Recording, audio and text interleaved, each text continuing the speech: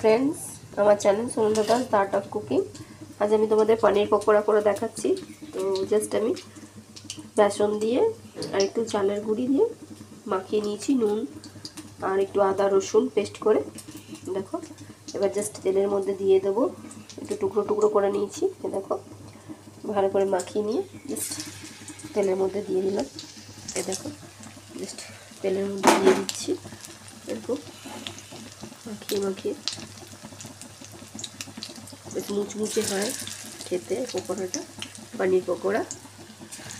আমার channel Sunanda Das the art of cooking.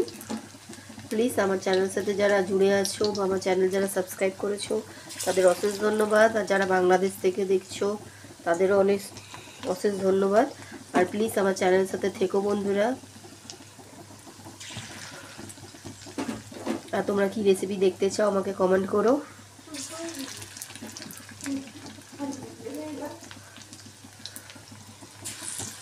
Just এতগুলো দিলাম, এটা একটু মুচমুচি করে ভাজা হোক।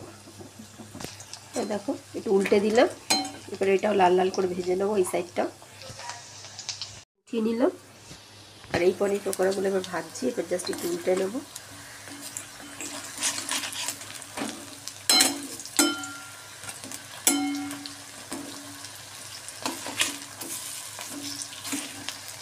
দেখো মুচমুচে খুব ভালো হয় খেতে।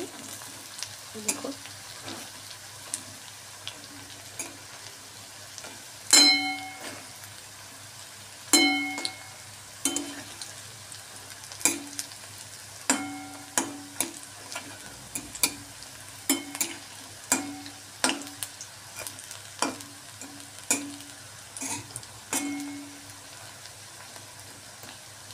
এটা ভাজা হয়ে যাবে, জাস্ট উঠিয়ে নেব।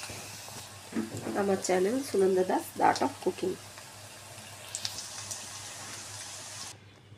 আমার রেডি মুচমুচে পানির পকোড়া, আমার channel Sunanda Das the art of cooking. তো এই বর্ষার দিনে খুব মুচমুচে পকোড়া কিন্তু ভালোই লাগে বন্ধুরা। আমার চ্যানেল প্লিজ সাবস্ক্রাইব করো, Sunanda Das the art of cooking. By friends.